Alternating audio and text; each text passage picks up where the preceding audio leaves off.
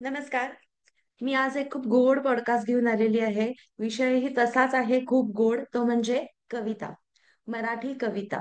एका खूप गोड कवयित्री बरोबर आज आपण ही पॉडकास्ट करणार आहोत. सुचेता जोशी अभ्यंकर. आपल्या सगळ्यांना हे प्रश्न असतात की लोकांना कविता सुचतात कशा? एवढा शब्दसंग्रह त्यांच्याकडे येतो कुठून? तर या सगळ्याबद्दल आपण जाणून घेऊया सुचेताकडून. हाय सुचेता. हॅलो, नमस्कार. नमस्कार. कशी आहेस? मी छान आहे एकदम. खूप छान आणि वाटतंय तुझं मला. तुझं मला युट्यूब चॅनलवर खूप स्वागत आहे. आणि तुझा जो आत्ताच कविता संग्रह जो प्रकाशित झाला त्याबद्दल तुझे खूप खूप तुला शुभेच्छा पण आणि अभिनंदन पण. थँक अमृत यू, रेषा ना? धन्यवाद. अमृतरेषा नाव आहे. नावं पण कसली गोड आहेत. पहिला कुठला? अमलताश. पहिला अमलताश, दुसरा अपराजिता आणि तिसरा अमृतरेषा. नावं पण अगदी खूप सुंदर आहेत नावं. अमृत रेषा तर मला फार आवडलं. काय सांगशील त्या कविता संग्रहाबद्दल काय सांगशील? अमृत अ, रेषाबद्दल. अमृतरेषा गेल्या 4-5 वर्षातल्या कविता आहेत आणि कोविडचा जो काळ आपण सगळ्यांनी बघितला, तर त्यावेळी अक्षरशः म्हणजे लाईफ अँड डेथ सिच्युएशनमधनं मला वाटतं की सगळेच जण आपण गेले असू. तर त्या अंधारातनं प्रकाशाकडे मी वळत असताना पाहिलेली रेषा, अशी ती अमृतरेषा आहे. तर ती अशा अँगलनी मी ते लिहिलेलं आहे की आपण स्वतःच स्वतःची रेषा हातावरती रेखायची असते. म्हणजे भाग्यातली एक रेषा लिहिलेली असते जी आपण सगळी घेऊन येतो, पण त्याच्यावरही बरोबर. काही वेळेला मात करून आपल्याला उभं राहायला लागतं. तर ती अमृतरेषा असं. तर त्या टायटलची कविता आहे हा. आणि कविता लिहिली तेव्हा त्यात मला ॲक्च्युली तो अमृतरेषा शब्द सापडला आणि मग मी तो पुस्तकासाठी टायटल म्हणून घेतला. आणि या पुस्तकाचं एक विशेष मी सांगेन म्हणजे माझी मुलगी आहे मुक्ता, तिने त्याचं मुखपृष्ठ केलेलं आहे आणि लहान आहे, 12 वर्षाचीच आहे, पण तिने ते अच्छा. केल्यामुळे मला आई म्हणून त्याचं जास्त कौतुक आहे या हो, पुस्तकाचं. नक्कीच नक्कीच. आणि आता तू म्हणालीस की तुला शब्द सुचला. सगळ्यांना हा खूप प्रश्न पडलेला असतो की यांना सुचतं कसं? कविता सुचते कशी किंवा स्फुरते कशी? आणि हा. दुसरा हा प्रश्न आहे मला त्याच्याच बरोबर की शब्द संग्रह जो असतो हम्म. तर तो हम्म. पण तुमचा तेवढा पाहिजे ना? जेव्हा तुम्ही कविता लिहिता मग हा. त्यासाठी काही बरोबर. वेगळं तू करतेस का की मला मी तुझा शब्दसंग्रह वाढावा म्हणून? हां, तर आता शब्दसंग्रहाविषयी मी एवढं सांगेन की लहानपणापासून वाचनाची खूप आवड, एवढाच माझा रियाज आहे. म्हणजे शब्दसंग्रह जसा आपण परकीय भाषा शिकताना आपण व्होकॅब्युलरी वाढवतो, ती वाढवतो. भाषा नवीन असते, तसं मराठीच्या बाबतीत नाही झालं. कारण मराठी मातृभाषा असल्यामुळे घरातच खूप बोलली जाते. खूप शब्द, खूप आपण म्हणतो की म्हणी किंवा आई आजीच्या बोलण्यातनंच येतात. आणि त्याशिवाय पुन्हा माझ्या घरात वाचनाची आवड असल्यामुळे, मला असल्यामुळे मी जोपर्यंत कविता लिहायला लागले तोपर्यंत माझं वाचन बऱ्यापैकी चांगलं होतं. कविता वाचन पण केलं होतं आणि इतर पण पुस्तकं, मराठीतली माझं साहित्य वाचन म्हणजे खूप चांगलं होतं आणि त्याचाच मला कविता लिहिताना उपयोग झाला. आणि कधी अच्छा. कधी आता मी गाण्यातली असल्यामुळे गाणी ऐकताना पण माझं लक्ष पहिल्यांदा लिरिक्सकडे जातं, शब्दांकडे जातं. तर त्यातनं शब्दांकडे. पण खूप छान छान शब्द ऐकायला मिळतात जे हा. दिग्गज कवींनी लिहिलेले असतात. हम्म. तर हम्म. मग ते असे कुठेतरी पेरता येतात आपल्या कवितेमध्ये. बरोबर. आणि आता तू दुसरं तुम्हाला म्हणालीस. हा. हां. बोल बोल. नाही, शब्द सुचतात कसे असं तू आधी म्हणलीस. हो. हो. तर ती मात्र प्रक्रिया अगदी आपण म्हणू की ऑर्गॅनिक असते. म्हणजे असा काही एक मला शब्द सुचलाय किंवा थीम सुचली आहे आणि मग मी त्याच्यावर कविता केली, असं माझ्या बाबतीत तरी मी म्हणेन की नाही आहे झालेलं कधी. बर. अगदी आपसूक मला कविता सुचलेले आहेत किंवा शब्द सुचलेले आहेत. तर आता मला बर. बाकीच्या म्हणजे कवींचं नाही माहिती त्यांची काही प्रोसेस हम्म. असते का, पण माझी प्रोसेस जे हम्म. त्या क्षणी सुचतं आणि मनातून बाहेर येतं ते मी लगेच कुठेतरी लिहून ठेवते किंवा लिहून काढते. आताच्या काळात आपण असं म्हणू की मोबाईलमध्ये लिहून ठेवते, हा. कागद पेन हा. नसतं जवळ. हां. बरोबर. मी तेच पण विचारणार होते की कविता जेव्हा सुचते स्फुरते ज्या वेळेस तर तेव्हा हो. तू कुठे म्हणजे बाहेर असशील किंवा तू काही कामात असशील तर त्यावेळेस तू काय करतेस मग किंवा असं होतं का मुळात आधी कामात असताना हां, किंवा हो. हं, हं. तर बाहेर ती गेलेला मजा आहे असताना ॲक्चुअली. कविता हो. सुचली? बरोबर, बरोबर. नाही, मजा आहे ती ॲक्चुअली. कधी-कधी असं होतं की सगळं छान असतं, पण 6-6 महिने एकही कविता सुचत नाही. आणि कधी कधी असं असतं की अतिशय ताणाचा काळ चाललेला असतो तुमच्या वैयक्तिक आयुष्यात आणि त्यावेळी इतकं काही सुचत असतं. म्हणजे माझ्या बऱ्याचशा कविता अपराजिताच्या वेळच्या जास्तीच्या या अतिशय तणावपूर्वक काळात झालेल्या आहेत. आणि तू जे म्हणलीस की बाहेर असताना किंवा कुठे हो. गेलेलं असताना, हा. तर अगदी म्हणजे मी आता काही गर्दीत काम करते किंवा कुठे अगदी मार्केटमध्ये गेले तर मला नाही सुचत. हम्म. पण मला स्वयंपाक करताना वगैरे कविता सुचलेल्या आहेत आणि मी पटकन त्या क्षणी गॅस बंद करून आधी लिहून काढूया असं लिहिलेलं आहे. अच्छा. ते हा. मात्र आहे की ती हम्म. कविता लगेच लिहून म्हणजे ती काढायला त्या लागते माझ्या बाबतीत. क्षणाला ती उतरवून घ्यायला हो पाहिजे, नाही हो तर ती हो. ती गेली विसर 2 मिनिटांनी. गेली. तिला टाटा बाय बाय असं माझ्या बाबतीत अच्छा. होतं. त्यामुळे अच्छा. बऱ्याच वेळा असं होतं की मी लिहायला लागते आणि ती एक टाकी लिहूनच थांबते. म्हणजे थांबते. ओके. 2 कडवी लिहिली, आज लिहिली, 2 कडवी नंतर लिहिली, असं फार रेअरली झालंय. एक टाकीच लिहिते मी आणि ती त्या अच्छा. क्षणी येते, नंतर ती निघून गेलेली असते. 5 मिनिटांनी लिहू म्हणलं तर मला नाही लिहिता येत. म्हणजे ती आतनच ती उर्मी, हो हो. म्हणजे तू म्हणलीस अगदी. तसं ऑर्गॅनिक असतं कम्प्लिटली, ते आतूनच हो. यायला हवं. आणि थोडासा एकांत लागतो, थोडासा एकांत लागतो. म्हणजे अगदी घरात सगळे असले तरी सुद्धा मला सुचली तर मी वेगळ्या रूममध्ये जाऊन बसून लिहून काढीन ती. हम्म. पण त्याचा काही असा नेम नाही. बऱ्याच वेळा मला सकाळी उठल्या उठल्या मी थोडी शांत बसलेली असते तेव्हा काही काही खूप कविता सुचलेल्या आहेत त्या शांततेमध्ये. पण मी म्हणलं तसं की जागा किंवा काही विशिष्ट वेळ असं त्याला काही नियम नाही. आली की नियम आली. नाही. तर आता अपराजिताचा अपराजिताबद्दल म्हणालीस तर त्यातला एक 4 ओळी आम्हाला ऐकवशील का? की साधारण कशावरचा आहे तो, म्हणजे हां. अपराजिता जसं मी कुठल्या विषयावर असं? ही जी थोडी थोडी बॅकग्राऊंड सांगते. हं. अमलताश हा जो पहिला काव्यसंग्रह झाला तो तेव्हा मी दिल्लीत नवी आलेले होते आणि माझ्यासाठी पहिली दिल्लीतली 2-3 वर्ष जरा अवघड गेली. इथे जुळवून गेल्या दिल्लीच्या वातावरणात आणि थोडासा एक एकटेपणा त्या वर्षांमध्ये आला. तर दिल्लीच्या अतिशय अशा म्हणजे काय म्हणतात त्याला, बोचऱ्या उन्हाळ्यामध्ये माझ्या घराच्या बाहेर 3 अमलताशाची ची झाडं होती, त्याला आपण बहावा म्हणतो. हां, मागे आहेत. करेक्ट. ती 3 झाडं होती आणि ऐन उन्हाळ्यामध्ये मला ती अशी छान फुललेली दिसायची. तर मला असं वाटलं की ही फुलं जर एवढ्या उन्हाळ्यामध्ये फुलू शकतात आणि इतका आनंद देऊ शकतात तर मी माझं मन काय इतकं दुःखी करून घेते. आणि त्या फेजमध्ये ज्या लिहिलेल्या कविता होत्या त्याला मग मी अमलताश नाव दिलं आणि अच्छा. म्हणून त्या पुस्तकाचं नाव अमलताश आहे. आणि त्याच्यानंतर अपराजिता जेव्हा केला तेव्हा मुक्ता झालेली होती आणि मुक्ताचं बाळपण ते ती थोडी मोठी होईपर्यंतच्या काळात मला फारसं लिहायला जमलं नाही. आणि ती एक आई म्हणजे आई म्हणून 24 तास बाळाची काळजी घ्यायची हे असतंच.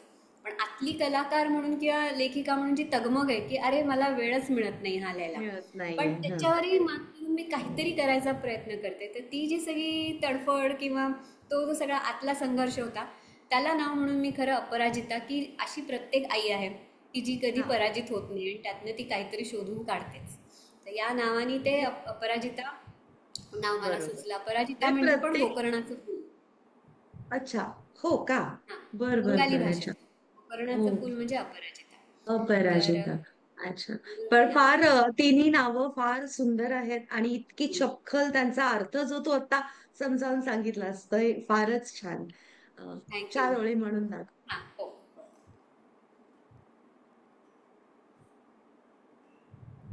त्याच्यामध्ये अपराजितामध्ये पहाट म्हणून एक कविता आहे. निसर्ग कविता आणि मन हा माझा आवडीचा विषय आहे. मनाची प्रतिबिंब आणि निसर्ग, तर त्याच्यावरती पहाट म्हणून कविता आहे. पहाट गुलाबी एक उमलून ओंजळीत आली. पहाट गुलाबी एक उमलून ओंजळीत आली. भिरभिरणाऱ्या क्षितिजाच्या गालांवर केसर लाली. पुंजके ढगांचे सारे गलबलुनी खेळत जाती. पुंजके ढगांचे सारे गलबलुनी खेळत जाती. वाऱ्यांचे शीतल स्पर्श विभास मोकळा गाती. विभास मोकळा गाती. प्राणात केतकी श्वास अन बावरलेला पक्षी. प्राणात केतकी श्वास अन बावरलेला पक्षी. सूर्यास वेढुनी जाते बघ नव्या क्षणांची नक्षी. सूर्यास वेढुनी जाते बघ नव्या क्षणांची नक्षी. वा वा वा, सुंदर. आ, निसर्गावरच्या हो कविता जास्त सुचतात. हो. म्हणजे तुझा माझ्या कवितांचा आवडीचा तो विषय जॉनर. कोणता, हां, असं म्हणलं आवडीचा तर? विषय म्हटला तर म्हणजे मला स्वतःला वाचायला निसर्ग म्हणजे निसर्गातली प्रतिबिंब आणि आपलं मन किंवा हम्म. आपल्या मनाचे वेगवेगळे वेगवेगळ्या भावना पडतात आणि मग त्या निसर्गात मला कुठे दिसल्या. असा जो तौलनिक विषय तो मला खूप आवडतो बस. अतिशय लिहायला. हम्म. पण अर्थात कविता मला सगळ्याच वाचायला आवडतात, पण लिहायला म्हणशील तर ह्या जास्त भावतात. कोणते कवी असे एखादे की ज्यांना म्हणजे तुला तुझे आवडते कवी आपण म्हणू हो. शकतो मराठीमध्ये? मी ॲक्च्युली कविता लिहायला सुरुवात केली त्याच्या आधी कविता वाचन फारसं नव्हतं. आणि मी तेव्हा काही प्रवीण दवणेंच्या कविता वाचल्या होत्या आणि मग त्यांना म्हणजे त्यांच्याशी थोडा पत्रव्यवहार पण होता. ते पण लिहायचे मला पत्र आणि असं. तर त्याच्यातनं मी कुसुमाग्रजांचा विशाखा हा काव्यसंग्रह तेव्हा कॉलेजमध्ये असताना वाचला होता आणि अक्षरशः म्हणजे आपण मराठीत ज्याला झपाटून जाणं म्हणतात, तसा त्या विशाखानी माझ्यावरती प्रभाव टाकला की त्यातले जे काय शब्द आहेत, म्हणजे शब्दकळा, पृथ्वीचं प्रेमगीत म्हणा किंवा कणा ही कविता म्हणा किंवा आपण म्हणू वेडात मराठी वीर दौडले सात. तर बरोबर. त्यात ते जे गाणं आहे ते आपल्याला हम्म. माहिती आहे 3 कडव्यांचं, पण त्याच्या आधीची 4 कडवी त्यात आहेत ज्यात शिवाजी महाराजांचं पत्र पण आहे. तर तो सगळा आवेश आहेच. पण हम्म. कुसुमाग्रजांची नवलाख तळपती दीप विजेचे येथ उतरली तारका दळे जणू नगरात परिस्मरते आणिक करते व्याकुळ केव्हा ती माझ घरातील मंद दिव्याची वात. तर वा. हा जो एक असा एक तो संवेदनशील कवी आहे. म्हणजे एकीकडे तो अतिशय जोशपूर्ण लिहितोय आणि बरोबर. एकीकडे अतिशय संवेदनशील. ती कविता नवलाख तर फार फार सुंदर आहे. आणि ते जे कॉलेजचं वय असतंय त्याच्यामध्ये आपण असं भारावून जायचं पण ते एक वय असतं.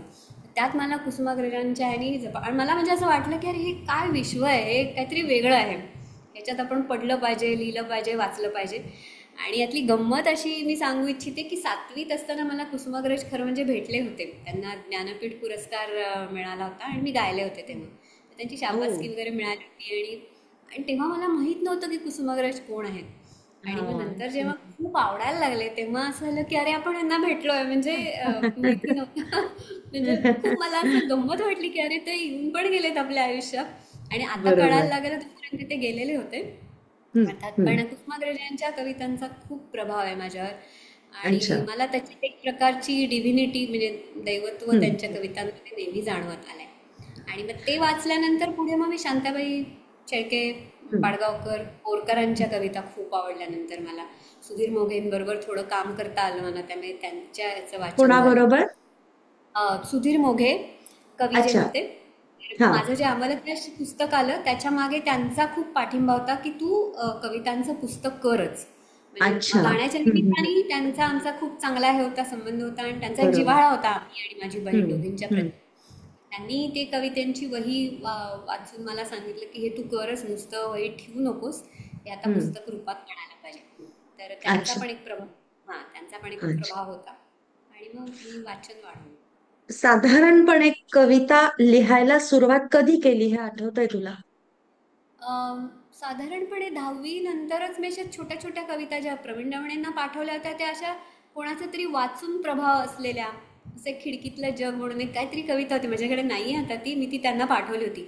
पण अच्छा. पहिली कविता आठवणीतली असं जर म्हणता येईल तर 98 साली फिरोदिया करंडक स्पर्धा जी पुण्यात होते तर त्यातल्या SP कॉलेजच्या प्रयोगासाठी मी एक कविता लिहिली होती. आणि त्याचं ऋषिकेश रानडे आमचा मित्र त्यांनी गाणं केलं. आणि हम्म. त्यांनी ते दुसऱ्या दिवशी मी लिहिली, दुसऱ्या दिवशी त्यांनी ते कंपोज करून गायलं प्रयोगात आणि त्याला त्याचं अवॉर्ड पण मिळालं. तर अच्छा. ती एक कविता, हां हां, तर ती कविता अशी की ती आमच्या सगळ्यांच्या मेमरीतली ती फार आवडती कविता आहे. आणि मग ती मी म्हणेन की माझी पहिली कविता, की थोडंफार त्याला छान म्हणजे कवितेचं रूप होतं. तर अच्छा. ती अशी म्हणजे मी तुला 2 ओळी आत्ता आठवतात म्हणून हम्म. काय करू शकते. दाटून कंठ येतो निशब्द आसवात, दाटून कंठ येतो निशब्द आसवात, मी काय गीत गाऊ या भग्न मैफिलीत.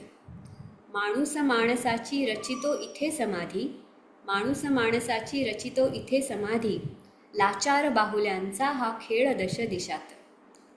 मी काय कौल मागू देवास मंदिरात, मी काय कौल मागू देवास मंदिरात, रे तोही जन्म घेतो शेंदूरल्या शिळेत, रे तोही जन्म घेतो शेंदूरल्या शिळेत. क्या बात आहे! किती वर्षाची होतीस तू ही कविता केलीस तेव्हा? मी 19-20 वर्षाची असीन. म्हणजे कसं ना सुचेता, तेव्हा आपला अनुभव पण तेवढा नसतो ना ग. हो. 20 वर्षाच्या आणि अशा वेळेस अशी कविता सुचणं म्हणजे मी म्हणेन ही पूर्ण दैवी देणगीच आहे तुला. नक्कीच. आतनं कदाचित ती मी जे तुला अशी वाचलेले कवी होते त्याचा थोडाफार प्रभाव असेल तेव्हा, आणि माझ्या पुढे एक थीम पण होती कारण ते जे फिरोद्याचं नाटक होतं तेही त्यातनं घडणार होतं. सो थोडा तो विषय होता. पण ते असं आदल्या दिवशी कविता पाहिजे, दुसऱ्या दिवशी प्रयोग आहे आणि घरी जाऊन रात्री बसून अशी की आता लिहिलीच पाहिजे या ताणात लिहिलेली ती कविता, आणि त्याला बक्षीसही मिळालं पुढे वा दुसऱ्या वा. दिवशी. त्यामुळे ती अशी खूप स्पेशल कविता आहे की अरे हां चला आपल्याला काहीतरी थोडंसं बरोबर जमलं, असा बरोबर. म्हणजे आत्मविश्वास देणारी.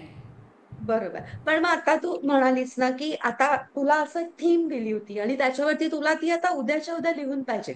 असं. मग हो. मी इथे गदिमांचं उदाहरण की आपल्याला बऱ्याचदा गदिमांचे असे किस्से आहेत, की आधी चाल आणि मग त्याच्यावरती शब्द. तर अशा बरोबर. ताणामध्ये सुद्धा कविता सुचायला तर हवी. मग अशा वेळेस ती घडवावी लागते. बरोबर? हो. हो. याच्यामध्ये ना दोन प्रकार आहेत, एक कविता लेखन आणि गीत लेखन. बरोबर. तर गीतलेखनासाठी तुमच्या समोर जसं गरिमा लिहायचं त्यांच्या समोर सिनेमाची कथा असायची, कोण हिरो गाणार आहे, कुठल्या कथेमधल्या कुठल्या सिच्युएशनला ते गाणं येणार, हे सगळं असायचं आणि मग त्या विषयावर गीतलेखन केलं जायचं. कविता ही पूर्णपणे त्याच्यातनं वेगळी असते. तुमच्या डोक्यात जो त्यावेळी विषय येईल, ज्यावर तुम्हाला काही भावलेलं पाहिलेलं ते एकदम येईल मनातनं, त्याची कविता होते. तर कविता आणि गीतलेखन हे दोन वेगळ्या गोष्टी आहेत. माझ्या बाबतीत मी म्हणेन की 99% माझ्या कविता या कविता आहेत. म्हणजे अच्छा. मी मला जशा सुचतील तशा लिहिलेल्या आहेत. अगदी काही 3-4च कविता अशा आहेत की ज्याच्यात माझ्या पुढे विषय होता किंवा मी आधी चाल लावली ती आणि मग त्याच्यावर मी शब्द लिहिले. बाकी हां. सगळ्या माझ्या ज्या गाणी आहेत म्हणजे ती कवितांची गाणी जी केली आहेत त्याच्यात कविताच आधी मूळ कविता आहे आणि मग त्याचं अच्छा. काव्य गायन. हम्म. पण मग म्हणजे तू गाण्यातही प्रावीण्य मिळवलंस, विशारद आहेस तू. तर मग तू गाण्यांना चाली म्हणजे तुझ्या कवितांना तू चालीही देतेस का? अच्छा. आणि मग असं झालंय का, की चाल आधी सुचली मग कविता? हां, तसं एक गाणं आमचं व्हिडिओ सिंगल एक मी केलेलं आहे यूट्यूबसाठी, बावऱ्या भावना म्हणून. तर त्याचं असं झालेलं आहे की मी ती ट्यून जी होती म्हणजे कंपोजिशन जे होतं ते आधी केलेलं आहे आणि मग त्याच्यावर गाणं लिहिलं आहे. पण बाकी आमचा अमलताश म्हणून आमचा गाण्याचा कार्यक्रम मी करते, ज्याच्यामध्ये माझ्याच कवितांना मी चाली दिल्या आहेत आणि मी प्राजक्ता जोशी रानडे आणि ऋषिकेश रानडे असे आम्ही सादर करतो. तर ती मात्र पूर्ण कविता आहेत त्या अमलताश आणि अपराजितातल्या. त्याला मग आम्ही चाली देऊन त्याचं संगीत संयोजन करून ते कार्यक्रम या फॉर्मॅटमध्ये आम्ही मांडतो. बरोबर, बरोबर. मग कविता जेव्हा सुचत असते हां, मगाशी तू म्हणालीस, की आतनच ती उर्मी असते. तर त्यावेळेस एक्झॅक्टली काय भावना असते मनामध्ये? काय वाटतं त्यावेळेस, जेव्हा ती सुचत असते तेव्हा? बऱ्याच वेळा ज्या थोड्याशा उदास कविता काही असतील माझ्या ह्याच्यातल्या त्या त्या खरोखर उदासीत लिहिलेल्या आहेत. म्हणजे काही कविता लिहिताना डोळ्यातनं अश्रू येत असतानाही कविता माझ्या काही 1-2 आहेत की तशा लिहिलेल्या. पण त्यावेळी ती का सुचली आणि मी तशी ती पटकन लिहून का काढली आणि त्यामुळे माझं रडणं थांबलं का, असं काही म्हणजे त्याचा त्याचा कार्यकारण भाव काही नाही. ती सुचली आणि तरी मी नंतर कदाचित उदास राहिले, मग वेंट आउट करण्यासाठी कविता लिहिली असं नाहीये झालेलं. अच्छा. किंवा हं. मी जसं म्हणलं की मी अगदी भाजीला फोडणी टाकते आणि मला निसर्ग कविता सुचली असं सुद्धा झालेलं आहे. पण त्यावेळी मग ते पटकन ती आधी खूप एक्साइटमेंट असते की जाऊ नये डोक्यातनं कुठे. तर तीच भीती सगळ्यात जास्त असते की हे आपल्याला 10 मिनिटानंतर सुचणार नाहीये. सो पहिल्यांदा पटकन कागद पेन शोधा किंवा मोबाईल शोधा आणि लिहून काढा. पण ह्याच्यातलं मी एक सांगेन की लिहून झाल्यानंतर एक फार छान आतून आनंद मिळतो. मला तो मे बी शब्दात सांगताही येणार नाही, पण तो दिवस माझा खूप छान जातो. मी कदाचित तुला तेच मुक्ताला चार बोलणी कमी बसत असतील त्या दिवशी. ते पुढचा प्रश्न तोच होता, की सुचताना हां, आणि लिहून झाल्यानंतर काय वाटतं? कारण हां. शेवटी तो सृजनशीलता आहे ना, तो एक नवनिर्मितीचा आनंद जो आहे, तो नक्कीच तुला म्हणजे लिहून झाल्यानंतर येस, मग तू येस. पुन्हा वाचतेस. हो, वाचल्यानंतर हो, तुला हो. हां, हो. म्हणजे परत तेव्हा मी तुला वाचते. नक्कीच. हो, नक्कीच वाचते आणि शब्द शक्यतो बदलत नाही काहीच. अच्छा. मला मी म्हणजे असं म्हटलं एकटाकी लिहिल्यामुळे आणि मुळात थोडी गाण्यातली असल्यामुळे बऱ्याचशा माझ्या कविता छंदोबद्धच येतात. कारण ते गाण्यामुळे डोक्यात ती लय असतेच. तर असे खूप काही प्रयत्न नाही करायला लागत, की आता इथे शब्द जसं प्राचीला गच्ची पु ल देशपांडेंनी लिहिलंय हां. तसं फारसं नाही करायला लागत. पण मी हां. नंतर वाचते आणि ठेवते आणि मग बऱ्याच वेळा रात्री परत झोपण्यापूर्वी एकदा वाचते की आज आपण काय लिहिलं, आणि मग मला कधी कधी असं वाटतं अरे हे आपणच लिहिलं सकाळी, आपण तर खूप गडबडीत होतो. एक्झॅक्टली. बरोबर. तर तो म्हणजे ती आनंद पण तो. पुन्हा हां. ती डिव्हिनिटीच तिथे कुठेतरी आहे, की अरे हे मी केलंय का? हे माझ्याकडून झालंय का? हो, मग मला असं वाटतं प्रत्येक कवीला तो जो एक आनंद मिळतो ना, म्हणजे त्या कवितेचं पुढे काय होईल, ते पुस्तकात जाईल, मग ती लोक त्याला किती आवडून घेतील, किंवा हा खूप पुढचा भाग आहे.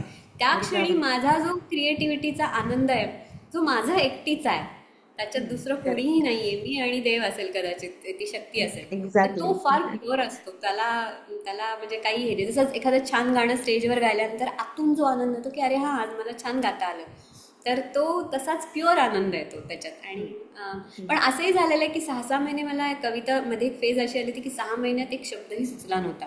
आणि त्यावेळी मी म्हणजे लिटरली खूप अस्वस्थ अस्वस्थ चिडचिड वाढली होती. मी म्हणजे नवऱ्याला म्हणलं पण की अरे आता मला नाही, बहुतेक आता आयुष्यभर सुचणार नाही कदाचित लिहायला. तर तो म्हणला नाही असं नाही, शांत हो, याची तेव्हा येईल. आणि ती खरंच कधीतरी अचानक आली, पण ती जी आली तेव्हा मात्र म्हणजे मी लिटरली घरातल्या सगळ्यांना आईस्क्रीम आणून पार्टी दिली की हा मला आज कविता सुचली. आज कविता सुचली. वा.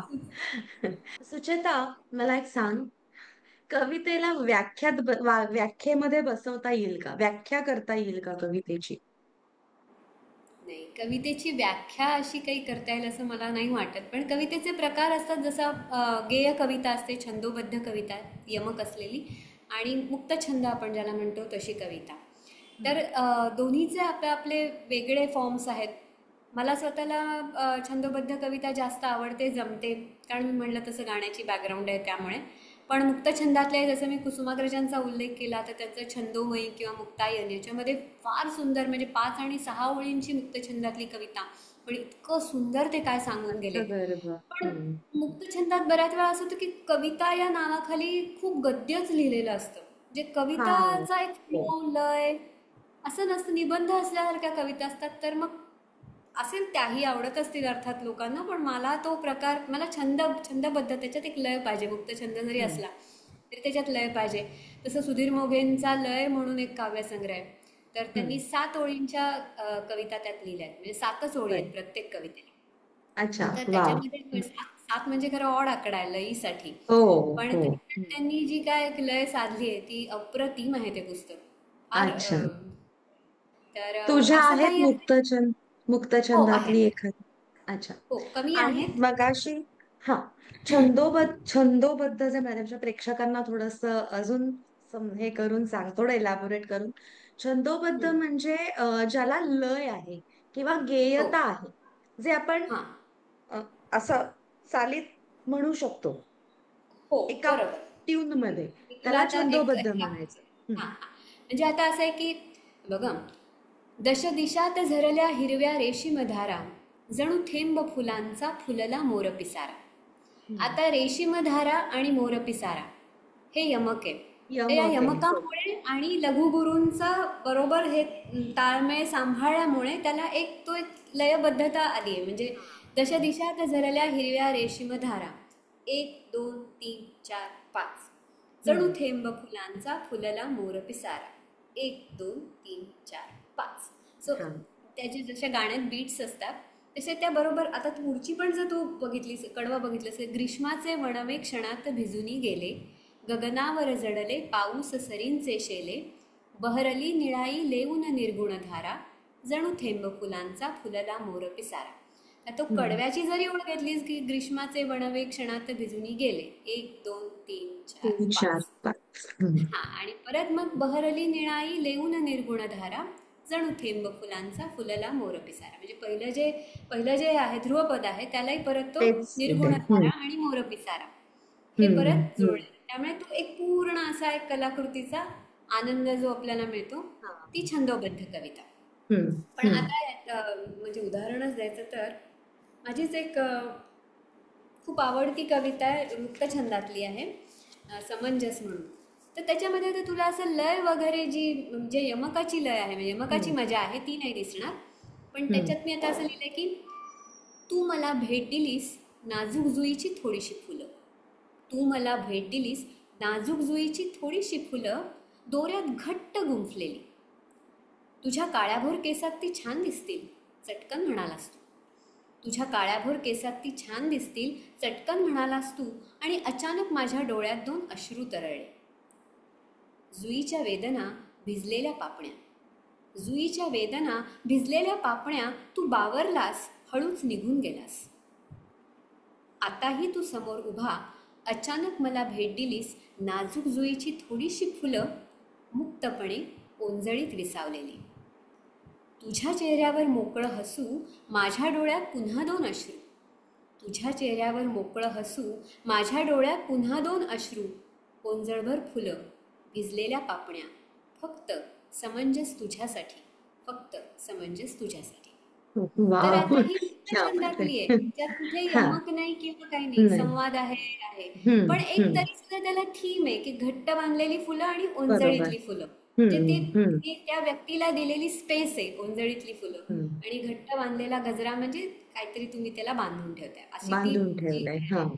हा, तर आणि ते ते त्यात सुद्धा मध्ये काही ठिकाणी थोडं यमक होतं म्हणजे, हा किंवा हा म्हणजे त्याला एक पद्य म्हणू शकतो असा एक त्याला थोडस लय होतं. थोडासा मी कविता प्रयत्न केलाय, वाचताना. हो. हम्म. बरोबर. म्हणजे पण पूर्ण गद्य, जसं तू मगाशी म्हणालीस की बऱ्याचदा त्या कविता नसतातच, खरं ते गद्यच असतं, पण तसं हे पूर्ण गद्य म्हणता येणार नाही त्याला, लय होती आणि त्याला. हे आटोपशीर 10-12 ओळीतलं आहे, म्हणजे हा. निबंध हम्म. वाचतोय असा फील नाही येते याच्यामध्ये. बरोबर आहे. हा. हम्म. ह्याच्यापेक्षा खूप कमी शब्दांमध्ये दिग्गज कवींनी फार सुंदर मुक्तछंदात लिहिलेल्या कविता आहेत. म्हणजे अच्छा. अगदी कमी ह्याच्यामध्ये पण कुठे यमक नाही आणि मुक्तछंद हम्म. आहेत. तर ते मला म्हणजे असं वाटतं की तो एक हे जपला पाहिजे आकृतीबंध, हम्म. की हम्म. मुक्तछंद म्हणल्यावर लिहित सुटलं पानभर, तर ती कविता खरंच होते का? नाही, हे मला नाही समजत ते. मग जेव्हा कविता असं शब्द जेव्हा तुझ्या मनात ज्यावेळेस येतो त्यावेळेस तुला त्यातला अर्थ जास्त भावतो, की त्यातले शब्द जास्त भावतात, की त्याची लयबद्धता तुला जास्त भावते? काय आवडतं तुला त्याच्यातलं? शब्द सगळ्यात शेवटी भावतात. अच्छा. अर्थसुद्धा मी सेकंड नंबरवरच ठेवीन. सगळ्यात जास्त भावतं म्हणजे एकूण कवितेमध्ये तुम्हाला काहीतरी, तू नेहमीचं जे जगतीयस त्याच्या पलीकडचा काही फील आलाय का? हम्म. म्हणजे हम्म. आपण नाही तर कविता वाचणारच नाही. मी जर रोजचं जे काय करते तेच जर मी लिहिलं तर मी ते वाचणारच नाही. जसं आता संदीप खरेची दमलेल्या बाबाची कहाणी, हा जे गाणं ते सादर करतात, तर आपल्या घरामध्ये बाबा हा किती थकून दमून येतो, मुलांसाठी न सांगता किती आईवरती खूप गोष्टी लिहिल्या गेलेल्या आहेत, पण बाबा काय काय करतो याची कविता, तर ते ऐकताना लोकांच्या डोळ्यातून पाणी येतं. काय मी येतं? येतं. कारण त्याच्यात कुठेतरी ते जे घरामध्ये बघत असतात त्याच्याशी ते रिलेट पण करतात, पण तरीही त्याच्यात काहीतरी असं आहे जे रोज घरात बोललं जात नाही, हम्म. बाबाविषयी व्यक्त केलं जात बरोबर. नाही. मला हम्म. तो जो भाव आहे की माझ्या कवितेतनं, काही काही कविता अशा आहेत की ती मला त्यातला भाव वेगळा वाटेल, तुला काहीतरी वेगळा वाटेल, प्रत्येकाला तो वाचताना काहीतरी वेगळा त्यातला भाव वाटेल. तो जो भाव आहे नेहमीच्या आपल्या ह्याच्या काय म्हणतो व्यक्त जो आपण भावना करतो त्याच्या पलीकडचा, तो मला हम्म. सगळ्यात महत्त्वाचा वाटतो. म्हणजे शांताबाई शेळकेंनीच मला वाटतं एका ठिकाणी कुठेतरी लिहिलं आहे की एखादा कविता संग्रह तुमच्याबरोबर बाळगणे म्हणजे एखादी फुलबाग बाळगण्यासारखं आहे, की त्याच्यात गुलाब पण आहे, चमेली पण आहे, कमळ पण फुललं आहे, चाफा आहे, सगळं आहे त्या कवितांत. जणू काय ती बाग आहे, तुम्ही कुठलंही पान उघडा आणि एका वेगळ्या विश्वामध्ये प्रवेश करा, असं त्यांनी Correct. एका ठिकाणी. तर तसं मला वाटतं की पहिला भाव महत्त्वाचा, मग शब्द, मग त्याच्यात अजून रूपकं काय वापरलेत, पण ओव्हरऑल कवितेमध्ये तुम्हाला काय सांगायचं आहे हे जर तुम्हाला काहीतरी एक शब्दात आनंद देऊन गेलं तर मला फार आवडतं. जसं मी मगाशी वेळात मराठीचा उल्लेख केला की ती कथा सगळ्यांना माहिती की प्रतापराव गुजर 7 सरदारांना घेऊन हम्म. गेले, शिवाजी महाराजांनी त्यांना थोडंसं टोकलं की का नाही गेलात बरोबर. किंवा काय, सगळी कथा माहिती आहे. पण ते ज्या फ्लोमध्ये कुसुमाग्रजांनी लिहिले, तुमच्या डोळ्यामध्ये रिकिबीत टाकले पाय झेलले भाले, खग सात जळाले अभिमानी वणव्यात, वेडात मराठी वीरदळ. तर तो त्या रिकिबीत टाकले पाय ह्याच्यामध्ये इतकी दृश्यात्मकता आहे की करेक्ट. डोळ्यापुढे दृश्य हो. येतं की ते सरदार दृश्य कसे येतं. घोड्यावरती स्वार झाले असतील किंवा ते किती त्वेषाने गेले असतील महाराजांनी तुम्हाला सांगितल्यानंतर. तर हे जे डोक्यात चित्र उभं राहतं, भावविश्व उभं राहतं, ते उभं राहायला पाहिजे कवितेचं. वा. भरकटून काहीतरी काय नक्की म्हणायचंय असं हा, नाही. असं नाही पण मी होता का? ह्याच्यात हां, पण मी ह्याच्यात हेही सांगेन, की बऱ्याचशा अशा आरती प्रभूंच्या कविता असतात किंवा इव्हन ग्रेस कवी ग्रेस आहेत त्यांच्या कविता असतात. ग्रेसांच्या हो. हां, तर खूप जण खूप असं खरं. म्हणतात, की हे काय लिहिलंय, अगम्य लिहिलंय. माझ्याही काही काही कवितांना असं कधी-कधी मला येतो फीडबॅक, की अगं हे डोक्यावरूनच गेलं वगैरे. तर तेही मला समजू शकतं. तेही हम्म. मला समजू शकतं, की ते काही वेळेला कारण नाही कळत. त्या कवीचा जो भाव आहे त्यांनी त्याप्रमाणे ते लिहिलेलं आहे. त्यामुळे ते समोरच्याला त्यावेळेस म्हणजे ते वाचताना कदाचित नाही अरे समजणार. तुला हो. पाहिले मी नदीच्या किनारी तुझे केस पाठीवरी मोकळे, ही आईसाठी लिहिलेली कविता आहे. हे मला सुद्धा खूप नंतर कळलं. मी गाणं आधी म्हणलं असेल ते. म्हणतेस? हो. तर त्यामुळे हे असे की म्हणजे आता ते ग्रेस समजून घ्यायचे म्हणजे काय, मला तर वाटतं की किती वर्ष घातली तरी कमी आहे. त्यामुळे बरोबर. ते आहे, पण मला तर ते कदाचित नाही कळणार सगळ्यांना. त्याला त्या हो. माणसाला वेगळं काहीतरी वाटेल तर ते वाटूच शकतं. तो प्रत्येकाचा हम्म. आहे. कविता तेवढी फ्री असली पाहिजे की हम्म. प्रत्येकाला वेगळा ते अर्थ वाटेल. स्वातंत्र्य आहे प्रत्येकाला, की तुला तुझी कविता मी वाचल्यानंतर मला काय वाटलं, तुला काय वाटलं, आणि कुणी वाचलं तर तिला काय वाटलं, हा ज्याचा त्याचा फ्रीडम आहे, तो खरं. ज्याला त्याला समजून घ्या. Right. बरोबर. की आता आणि शांताबाईंची असेन मी नसेन मी तरी असेल गीत हे, फुला फुलाचं येथेला कधी हसेल गीत हे. तर आता ह्याच्यामध्ये असेन मी नसेन मी तरी असेल गीत हे, असं सगळी जी ती लय आहे ती लय पण फार गोड आहे. म्हणजे अर्थ समजो न समजो कधी कधी तुम्ही त्या लयीत पण कवितेच्या अडकून पडता, हलवून जाता, की अरे हे काय बरोबर. छान लिहिलंय. मग मी कदाचित शांतपणे विचारते, हां अरे असेन मी नसेन मी, म्हणजे मी नसेन तरी या जगात काय होईल, राहणारच आहे जग मी नसले तरी. हे सगळं जे कदाचित करायला नंतर येतं, पहिल्यांदा ती लय पण आपल्याला भावते पहिल्यांदा कवितेची. लय लक्षात येते. हा. असं पण होऊ सो शकतं. प्रत्येक कविता ही वेगळ्या प्रकारे ती सुंदर असू शकते. कधी ती हो, लयीमुळे सुंदर असते, ती कधी अर्थामुळे सुंदर असते, तर कधी शब्दांमुळे ती सुंदर असते. असते. हो, अगदी. आणि तू आता म्हणजे मराठी तर आहेच आहे, पण त्या व्यतिरिक्त इतर कुठल्या भाषांमधला एखादा कवी किंवा त्याचं हम्म, एक साहित्य किंवा स्पेशली कविता असं तुला हम्म. भावलंय का? कारण तू मराठी, इंग्रजी, हिंदी तर आहेच आहे, या व्यतिरिक्त जर्मन, फ्रेंच आणि हो. स्पॅनिश अशा 3 भाषा सुद्धा शिकलेली आहेस. तर यातलं थँक्यू. कुठलं कुठल्या एखाद्या भाषेतलं तुला एखादं साहित्य म्हण किंवा असं काही उदाहरण देऊ शकशील का? तर ते यातल्या ॲक्च्युली फ्रेंच आणि स्पॅनिश या भाषा केवळ मी आवड म्हणून शिकले, की मला भाषा शिकायची आवड आहे. त्यामुळे खूप या दोन्ही भाषांमधल्या साहित्यापर्यंत मी पोचलेली नाही आहे. मी जाऊन आले दोन्ही देशात. मला फार आवडल्या भाषा. खूप शिकायची इच्छा बरीच वर्ष होती, ती मी आत्ता पूर्ण केली. त्यामुळे त्या पण जर्मन मात्र मी बरीच वर्ष शिकले आणि जर्मन कवितांचं काही भाषांतर मी पूर्वी कॉलेजमध्ये असताना केलं होतं. हेरमान हेसे म्हणून जर्मन कवी आहे. तर त्यांच्या कवितांचं आणि मग जर्मन डे वगैरे जसे असतात तिथे मी सादरही केल्या होत्या तेव्हा त्या. तर ते तसा प्रयत्न मी केला होता. जर्मनमध्ये वाचन थोडं तेव्हा जास्त होतं कारण साहित्याचं. बाकी आपल्या भाषांमध्ये मला हिंदीमध्ये काम करायला फार आवडेल. म्हणजे अगदी जरूर मी सांगेन की हिंदी इतकी सुंदर भाषा आहे. हे जर सुंदर शाळेत भाषा कळलं आहे. असतं तुम्ही खूप प्रेमाने अभ्यास केला असता हिंदीचा. पण बरोबर. इथले काही काही जे हिंदीतले कवी आहेत त्यांचं थोडं थोडं वाचलंय मी. हम्म. मला अजून डीपली वाचून स्वतः हिंदीमध्ये कविता लिहायला आवडतील. हम्म. आणि इंग्लिशमध्ये मी थोडंफार वाचलंय, म्हणजे टेनिसन किंवा वर्ड्सवर्थ यांचं, रॉबर्ट फ्रॉस्टचं पण थोडंसं वाचलंय. पण मला तेवढं इंग्लिशमध्ये लिहिण्यासाठी असं आतून काही नाही वाटत आहे. हिंदी अच्छा. मात्र आता मला असं वाटतं की छान लिहावं. हिंदीचा मग लहेजा तू हा हां. केलायस का प्रयत्न, म्हणजे करतेयस प्रयत्न हिंदीमध्ये लिहिण्याचा? हिंदीचा केलाय. हो, हिंदीचा केलाय. अच्छा. हिंदी कविता काही लिहिल्या आहेत मी. पण मला असं वाटतं भाषेचा अजून थोडं, मी म्हटलं असं वाचन खूप केलं, आत आधी आपण घेतलं की मगच बाहेर येतं. तसं ते अजून वाचन मला वाढवायला हवंय. आणि त्यात मला लिहायला किंवा पुस्तकसुद्धा लिहायला, जिथे मी राहते दिल्लीमध्ये हम्म. त्याविषयी किंवा हम्म. त्यातल्या काही इथल्या समाजाशी रिलेटेड काही कविता, असं काही लिहायला नक्की आवडेल हिंदीमध्ये. आणि कविता व्यतिरिक्त काही लेखन करतेस अजून? हो, कवितांव्यतिरिक्त खट्टा मिठा म्हणून माझा ब्लॉग आहे. तर बर. त्याचे जवळजवळ 20च्या वर ब्लॉग्स लिहिलेले आहेत मी. अच्छा. तर ते एक ब्लॉग्स लिहायला मला आवडतात. ते मी लिहिते. अच्छा. त्याचे आहेत. आणि एकांकिकेबद्दल तू मगाशी म्हणालीस तसं, हो, हो. की त्यावेळेस एकांकिकेचं लेखनही केलेलं आहेस? हो, एकदा केलंय मी पुरुषोत्तम करंडकसाठी कॉलेजमध्ये असताना. जस्ट कारगिल वॉर संपलं होतं अच्छा. आणि नाटक करायचं होतं. तर फिनिक्स नावाची एकांकिका, याची युद्धाची पार्श्वभूमी असलेलीच ती गोष्ट होती. तर ते एक फिनिक्स म्हणून नाटक एस पी कॉलेजतर्फे तेव्हा आम्ही केलं होतं, ते लिहिलं होतं मी अच्छा. एकांकिका. कसं वाटतं मग तुला ते ते काम पण आवडतं का? मी आवडेल का तुला इथून पुढे सुद्धा खूप आवडेल. नाटक? खूप अच्छा. आवडेल. अगदी मला खूप लिहायला आवडेल. कारण आता असं आहे ना, की सोशल मीडियाला आपण नावं ठेवतो, पण खूप वेगवेगळे विषय पण आपल्यापर्यंत पोहोचतात. जे आधी अगदी फक्त बरोबर. वृत्तपत्रातनं किंवा काही लिमिटेड चॅनल्समधनं पोहोचत असतील. गरज आता नाही तेही आता, विषय बरोबर. कळतात, जगात काय काय हम्म. चाललंय.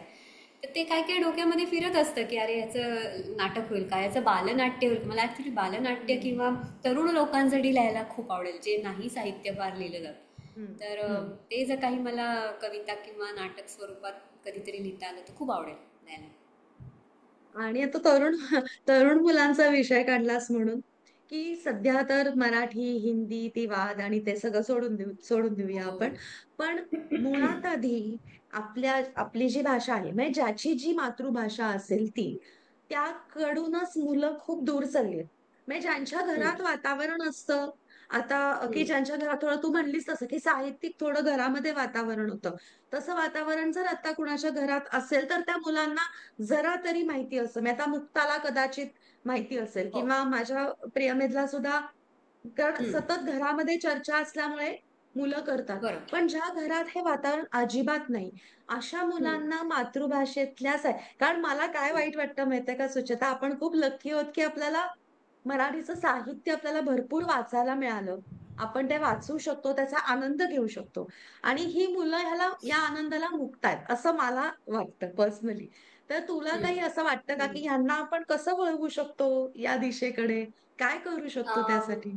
मातृभाषेविषयी म्हणशील तर ते थोडंसं मलाही वाटतं, कारण इतकं अफाट साहित्य आहे आपल्याकडे आणि ते पोचलं पाहिजे. मलाही वाटतं. मीही आता मुक्ताभोवती हिंदी प्रभाव जास्त आहे. अजून मोठी होते तशी इंग्लिशचाही प्रभाव वाढतो आणि हम्म. त्या बाबतीत म्हणजे प्रभाव वाढतो म्हणून घाबरून जाऊन आपली मातृभाषा मागे पडते का? तर मी स्वतःच 7-8 भाषा शिकलेली असल्यामुळे मला तो अडसर वाटत नाही. मला आतून असं वाटतं की माझी मुलगी काहीतरी छान वाचतीये ना, मग ते इंग्लिशमध्ये असू देत, हिंदीत असू देत, नाही तर मराठीत, वाचनाची आवडती बैठक आणि काहीतरी छान आपण वाचतो हे असलं तरी आयुष्यात पुरेसं आहे.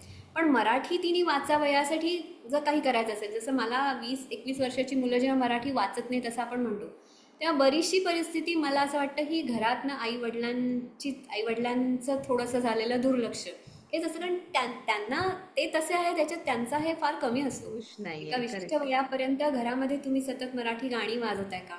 पु ल देशपांडेंची अगदी वाचन नसेल पण त्यांची भाषणं आहेत किंवा कॅसेट्स त्यांचं हा वाचन आहे, युट्यूब वरती आता अवेलेबल आहे हां, सगळं, ते बरोबर. कानावरती पडत हम्म. असतं. तुम्ही घरात पुस्तकांविषयी किती चर्चा करता?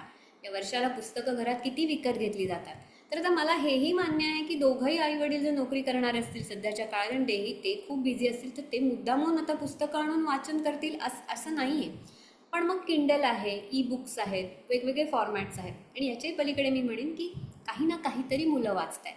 कधीतरी तुम्ही लायब्ररीत घेऊन जाताय, दाखवताय, बसताय, ते एक वातावरण असतं. जसं मुक्तासाठी आम्ही इथे तो प्रयत्न करतो. तिचं आता असं झालंय की मराठी ती तोडकं मोडकं वाचते, हिंदी ती बोलू फार सुंदर शकते वेगवेगळ्या लहेजातून आणि इंग्लिश वाचन अचानक आता मोठी होते तसं खूप वाढलंय, खूप म्हणजे वाटलंय. बुकवर्म झाली आहे ती आता त्याच्यामध्ये. तर मी तिला आता तिथे रोखून धरून, नाही नाही इंग्लिश नाही वाचायचं, तुला मराठीच वाचलं पाहिजे, हे मला बरोबर नाही वाटत. मग मी काय करू शकते की ब्रिटिश काउन्सिल किंवा मोठ्या लायब्ररीत नेऊन तिथे कसं असतं वातावरण, एक लायब्ररीत बसून वाचणं हा एक एक एक संस्कारच आहे. वेगळा तर ते अनुभव काय आहे. करता येईल असं. तर त्या दृष्टीने मुलांना सतत सांगायला लागतं, वळवायला लागतं, हे तर आहेच. मग एका वयानंतर भाषा हा अडसर नाही असता कामा. हम्म. मातृभाषेचं म्हणशील तर ते खूप लहान वयापासून म्हणजे 5व्या-6व्या वर्षापासूनच छोटी छोटी पुस्तकं इंट्रोड्यूस करणं हे आईवडिलांचं काम आहे, आईवडिलांची जबाबदारी आहे. पण ते जात नाही. म्हणजे हे मी सांगेन की मुक्ताला आता जसं मी म्हणेन की टेलर स्विफ्ट किंवा अलीकडचे गायक आवडतात. मी खरं क्लासिकलमधली आहे. आमच्या घरात सतत मराठी हिंदी गाणी चालू असतात. तर कधी कधी ती आता टेलर स्विफ्ट किंवा असं ऐकते तर मला असं वाटतं अरे बापरे, आता ही म्हणजे म्हणजे आपलं काही ऐकेल का नाही. पण मग ती एकटी जेव्हा बसलेली असते ना, काहीतरी आवरत असते असं, तर गुणगुण गुणगुण चालू असते, तर तिचं एकदम लगजा गले वगैरे असं एकदम गुणगुण येते. अच्छा. तर हा. मग मला असं वाटतं की हां, हे कुठेतरी आतमध्ये झिरपलंय. पुढे येईल हो. कधीतरी बाहेर, जेव्हा मोठी होईल अजून ऐकेल तेव्हा. सो हा. काहीतरी प्रयत्न करत राहणं, गाणं, हम्म. नाटक, वाचन, कविता, जे तुम्हाला शक्य आहे. त्याच्यामुळे असं वाटतं की मुलं स्क्रीनपासून थोडीशी दूर जातील आणि काहीतरी छान करतील. असं काहीही करावं, कुठल्याही भाषेत करावं, असं माझं आता मत आहे. सुचेता, आत्ताच 2025 मध्ये फेब्रुवारीमध्ये जे दिल्लीमध्ये यावेळेस मराठी साहित्य संमेलन झालं, तर त्याच्यामध्ये काव्य वाचनासाठी तुला आमंत्रण होतं. तर कसा होता तो सगळा अनुभव तिथला? अ, साहित्य संमेलनात मी पहिल्यांदाच सहभागी झाले याचा म्हणजे खूप आनंद होता. त्यात ते दिल्लीत होत होतं मराठी साहित्य हो. संमेलन, अखिल भारतीय मराठी साहित्य संमेलन. तर अर्थातच ते सगळं खूप मोठ्या प्रमाणावर त्याचं आयोजन होतं आणि निमंत्रित कवींचं एक वेगळं काव्य संमेलन असतं तिथे. ते बरं. म्हणजे दरवेळच्या साहित्य संमेलनात निमंत्रित कवींचं कवी संमेलन हा एक भाग असतो. तर त्याच्यामध्ये मला बोलवलं होतं. दिल्लीमध्ये जे आपले ज्ञानेश्वर मुळे आहेत, लेखक ज्ञानेश्वर मुळे, त्यांनी हे मला सांगितलं होतं की आपल्याला करायचं आहे म्हणून. तर त्याचा अर्थातच वेगवेगळ्या राज्यांमधनं मराठी कवी आले होते, गोव्याहून आलेले होते, बेंगलोर, अगदी म्हणजे देशभरातून आले होते, महाराष्ट्रातून आलेले होते. सो जवळजवळ 30 एक कवी आम्ही साहित्य संमेलनाच्या स्टेजवर होतो आणि मी तिथे कविता वाचली. कविता वाचनाचा तो कार्यक्रम होता हा. आणि तर ती संधी मला त्यामुळे मिळाली. अभिनंदन त्यासाठी तुझं. पुढे पुढे तुला अजून खूप अशी तुझी प्रगती होत राहो. अ, धन्यवाद. आणि मला तुला हे पण विचारायचंय की तू काव्य गायनाचे कार्यक्रम करतेस. हो. काव्य गायन, तू स्वतः गायिका आहेस, त्यामुळे तुझ्यासाठी तो हातचा मळ आहे असं म्हणू शकतो. पण काव्य वाचन ही पण एक वेगळी कला आहे, हो असं तुला हो हो वाटतं का? हो, नक्की नक्की नक्की. हम्म. काव्य वाचन करताना कुठे पॉजेस घ्यायचे, कुठे थांबायचं, कुठे लोकांना विचार करण्यासाठी थोडा वेळ सोडायचा, हा. शब्दांचा टोन काय सांभाळायचा, किंवा वर खाली स्वर आपण वापरतो ते, हे थोडंसं तुम्हाला एक म्हणजे अभिनयाचा थोडासा 1-2% हे त्यात घालायला पाहिजे. लागतो. हम्म. हम्म. आणि मी जेव्हा वाचन करते तेव्हा मी जसं मी तुझ्याशी बोलते हा. तसंच वाचन करायचा प्रयत्न करते. अ, थोडंसं अभिनय घालून जे करायचं असतं ते मला जमत नाही किंवा मला ते फारसं भावत नाही असं मी म्हणेन. हम्म. मी जसं बोलते तसंच मी कविता वाचायचा प्रयत्न करते, जिथे संवादात्मक, जसं मगाशी मी वाचलं हा. समंजसमध्ये, येस. की जिथे थोडंसं संवादात्मक होतं तिथे मग मी ते त्याप्रमाणे थोडं मॉड्युलेशन करते. पण नाहीतर मला कविता वाचन जसं मी इतर वेळी बोलीन तसंच मला स्टेजवरनं मांडायला जास्त आवडतं. पण मग तुला जास्त काय आवडतं, काव्य वाचन की काव्य गायन? म्हणजे दोन्ही तुला जर चॉईस दिला तर? अं, मला गायला आवडतं, पण कविता असतील तर काव्य वाचन जास्त आवडतं. गाणी ही गाणी त्याचा गाणी या जो स्वरूपात वेगळी. हां. अर्थ जो पोचायला हवा तो काव्य हां, वाचनाद्वारे हां. जास्त पोचू शकतो. जास्त आवडतो. खूप खूप छान, मज्जा आली खूप. आणि माझाही अतिशय आवडीचा विषय आहे कविता, आणि हो. एकंदरीतच मराठी साहित्य सगळंच म्हणजे, आणि त्यातून हं. कविता. तर मी हं. थोडाफार कुठेतरी प्रयत्न करत असते काहीतरी लिहिण्याचा. अरे वा. पण खूप मजा आली तुला हे सगळं विचारून की कारण खरंच अगं प्रश्न असतात की सुचतं कसं लोकांना, हे सगळे शब्द कसे सुचतात त्यांना, हे असं लिहावं असं त्यांना का वाटतं. त्याच्यामध्ये कुठेतरी डिव्हिनिटी किंवा एक डिव्हिनिटी. दैवी एक काय म्हणूयात, हात आहे आशीर्वाद. असं आपण नक्कीच म्हणू शकतो. नक्की नक्की. मला खरं तुलाच खूप धन्यवाद द्यायचे आहेत, कारण कवितांसारखा विषय तू हो. पॉडकास्टवर घेतलास. आपण किती विषयांचे पॉडकास्ट ऐकत असतो, पण कविता हा मला स्वतःला असं वाटतं थोडा दुर्लक्षित राहतो. म्हणजे कविता पुस्तकांच्या दुकानात सुद्धा कविता संग्रह विकत घेऊन वाचणे हा हा. आता म्हणजे माहित नाही, कदाचित आउटडेटेड दुर्मिळ व्हायला झालेली लागलंय. आहे. हां, आणि हा सगळं ऑनलाईन अवेलेबल आहे. इंदिरा संतांचं पुस्तक मला वाचायचं तरी काही विकत घ्यायची गरज नाही, सगळं ऑनलाईन रेडीमेड ऑनलाईन मिळतंय, मग मिळते. विकत का घ्या. हो. हा एक भाग असतो. सो कविता हा विषय तू घेतलास. मी जे काय मांडलं ते मी माझं वैयक्तिक अर्थात मत म्हणून मांडलं. मला अजूनही असं वाटतं की जे काय मी लिहिते ते सगळे कुसुमाग्रजांचे, सुधीर मोगेंचे आणि त्या शक्तीचे आशीर्वाद आहेत, कारण त्यांनी एवढं दिग्गज काम करून ठेवलंय की म्हणजे मी स्वतःच सांगेन की एखादा या पॉडकास्टच्या निमित्ताने मी जेव्हा परत एकदा काल विशाखा काढला होता तर मला असं वाटलं की आपण आपले तिन्ही पुस्तकं बाजूला ठेवून द्यावीत, कारण त्यांनी इतकं सुंदर लिहिलंय की ते ते नुसतं कुठेतरी मला माझ्या स्वरूपातनं सूक्ष्म ह्याच्यात जरी मांडता आलं तरी तो आनंद खूप मोठा आहे. आणि सुधीर मोगे मला तेव्हाही म्हणले होते की अगं तू फक्त लिहित राहा आणि करत जा, त्याचं पुढे काय होईल, ते किती लोकांपर्यंत पोहोचेल हा कवीनी नाही विचार करायचा. कारण हम्म. मी म्हणलं तसं ती फुलबाग आहे, ज्याला जे आवडेल तसं तो घेईल, त्याचे ठोकताळे नाही बांधतायत की हे आवडेलच. त्यामुळे तशा ह्यानी मी काम करत राहिले आणि तसंच काम करत राहीन. जेवढं जमेल तेवढं लिहित राहीन. नम्रता पण एका कलाकारासाठी किती महत्वाची आहे ते तुझ्या बोलण्यातनं कळतंय. म्हणजे नम्रता आहे, नम्रता असायलाच पाहिजे म्हणजे प्रत्येकाकडे, कारण कितीही तुम्ही काम केलं ना तरी तुमच्या पुढे 25 लोक इतके दिग्गज उभे आहेत, गाण्यात सुद्धा म्हणजे गाण्यात, कवितेत, चित्रकारी, तुम्ही काही घ्या, इतकं काम पहिले आधीच्या लोकांनी, पूर्वसुरींनी आपण म्हणतो, करून ठेवलंय की तुम्हाला तुमच्याकडे रोल मॉडेल सततच समोर आहेत कुठल्याही विषयात. ती बघायची आणि आपलं काम फक्त प्रामाणिकपणे करत राहायचं. करत अशातच राहायचं. कोणीतरी एक दोन जण भेटतात, अशातच तुझ्यासारखी भेटते की जी पॉडकास्टसाठी बोलवते, स्पेशली कवितांसाठी. त्यामुळे मग बरं वाटतं की अरे आपण काहीतरी थोडं तरी छान करतोय, आवडतंय. तुलाही खूप खूप धन्यवाद मला बोलवल्याबद्दल. पुढच्या वेळेस आपण एखादी ना तुझ्या कविता आणि हम्म. दिग्गज कवींच्या कविता असं पण एक आपण करू जरूर, शकतो. जरूर, जास्तीत जास्त जरूर. कसं आहे ना, मगाशी आपण म्हणालो तसं की या मुलांना याकडे वळवण्यासाठी मला एक उपाय असा सुचतो, म्हणजे त्यांना आवडणाऱ्या माध्यमातून त्यांच्यापर्यंत पोहोचायचं. हो तर हो, आता मुलं नक्कीच. ऑनलाईन असतात, युट्यूबवर असतात, तर या माध्यमातून एखाद्या मुलापर्यंत जरी आपण पोहोचू शकलो आणि कुठेतरी अगदी. ती एक आवड निर्माण करू शकलो तरी आपण खूप जिंकलो असं मी म्हणेन. नक्की नक्की, तर एखाद्याला त्यामुळे जरी मी वाटलं की कविता वाचावी पुस्तक उघडून, तरी खूप खूप झालं. तरी खूप झालं. एक्झॅक्टली. त्यामुळे yes, thank you so much. Thank you.